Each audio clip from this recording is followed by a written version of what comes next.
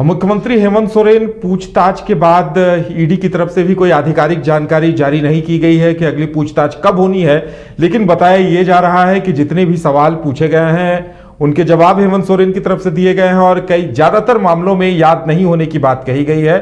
जानकारी यह भी सामने आ रही है कि ईडी जल्द ही उन्हें फिर से, उम्मीद की जा रही है, कयास लगाए जा रहे हैं कि सोमवार के दिन ईडी एक बार फिर उन्हें तलब कर सकती है पूछताछ के लिए। ज्यादा जानकारी के लिए इस वक्त हमारे साथ हमारे संवाददाता मदन जुड़े हुए हैं। मदन, क्या कोई अपडेट सामने आ पाया है पूछताछ को लेकर? बिल्कुल, देखिए, अगर आज की बात करें हम तो आज ईडी कार्यालय में एक तरह से कहें तो सन्नाटा पसरा रहा है। कल जैसे ही मुख्यमंत्री के आने के समय हुए थे, वहां पर मीडिया कर्मियों की भी काफ़ी भीड़ हो चुकी थी। धारा 144 भी लागू कर दिया गया था, लेकिन 9.5 घंटे तक मुख्यमंत्री हेमंत सोरेन से ईडी के अधिकारियों ने एक लंबे सवाल के जो लिस्ट थे उसको लेकर के पूछताछ किया है। लेकिन फिलहाल ये जानकारी अभी नहीं मिल पाई है कि क्या सोमवार को ही मुख्यमंत्री हेमंत सोरेन को फिर से पूछताछ के लिए बुलाया जा सकता है। देखिए, मुख्यमंत्री से जो सवाल जवाब हुए हैं उस पर कई कयास लगाए जा रहे हैं, लेकिन ये बात जरूर है कि 1000 करोड़ के जो अवैध खनन के मामले हैं उससे तार काफ़ी लोगों के जुड़े हुए हैं। काफ़ी लंबी लिस्ट है जिसको लेकर के पूछताछ की जा रही है। आपको पता है कि सबसे पहले जो आईएएस पूजा सिंघल थी वो जेल में बंद है। प्रेम प्रकाश जो उस इलाके में सबसे ज़्यादा उनका चलता था, पंकज मिश्रा जिनके संरक्षण में सब कुछ चलता था, वो सारे के सारे लोग जेल में बंद हैं। और कई लोगों से पूछताछ भी हुई। दाऊ यादव का आपने नाम जाना था, फिर कई व्यवसायी थे जिनको ईडी ने पूछताछ के लिए बुलाया है। तो जो उन सब से इनपुट मिले हैं और मुख्यमंत्री से जो बातें जुड़ रही है उसको लेकर के सवाल अब ईडी ने मुख्यमंत्री से पूछा है।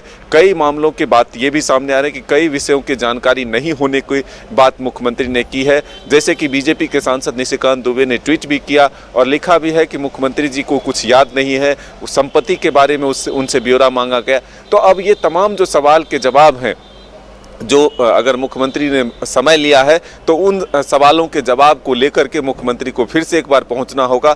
और ये आपको पता है कि ईडी की जो पूछताछ होती है वो काफ़ी लंबे अंतराल के बाद भी होती है, समय भी दिया जाता है और उसके बाद अपने पक्ष रखा जाता है। आप अगर पंकज मिश्रा की बात करें, प्रेम प्रकाश की बात करें, तो फिर कई दफ़े उनको पूछताछ के लिए बुलाया गया था, तो उसके बाद उनकी गिरफ्तारी हुई थी। तो ठीक प्रक्रिया उसी की तरह की है।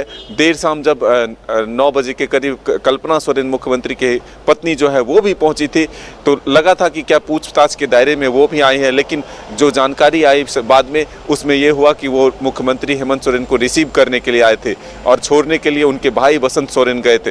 तो ये तमाम चीज़ें जो है आप देख रहे हैं कि ईडी की कार्रवाई एक लंबे अंतराल में होती है। सारे सबूतों और सारे चीज़ों को इकट्ठा करके फिर कार्रवाई को आगे बढ़ाया जाता है। तो पहले दफ़ा जो मुख्यमंत्री हेमंत सोरेन से 9.5 घंटे तक पूछताछ हुई है उसके तार अब उन लोगों से भी जुड़ेंगे या फिर उनसे क्रॉस वेरिफिकेशन भी हो रहे होंगे जिसको लेकर के सवाल किया गया था, चाहे वो पंकज मिश्रा हो, चाहे प्रेम प्रकाश हो, चाहे पूजा सिंघल हो, या फिर और अधिकारी हैं जिनके नाम मुख्यमंत्री के द्वारा अगर लिए गए हैं तो फिर उनसे भी सवाल जवाब हो सकते हैं। ईडी की कार्यालय पर निगाह जरूर। मदन, एक और जानकारी आ रही थी कि ईडी की तरफ से पूरे परिवार की संपत्ति का ब्यौरा शपथ पत्र के जरिए देने की बात कही गई है।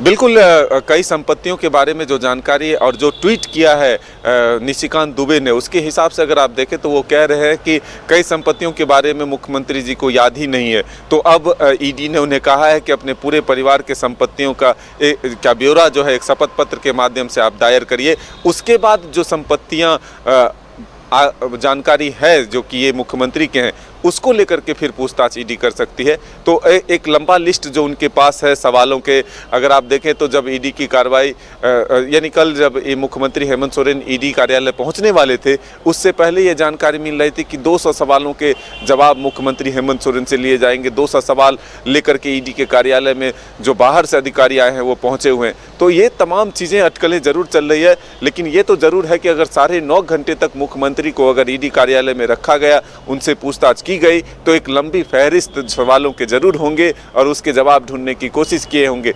और अगर जो चीज़ें मुख्यमंत्री ने जवाब नहीं दिया तो उसके लिए मुख्यमंत्री को वक्त मिला होगा कि वो एक ठोस जवाब लेकर के फिर से हाजिर हों।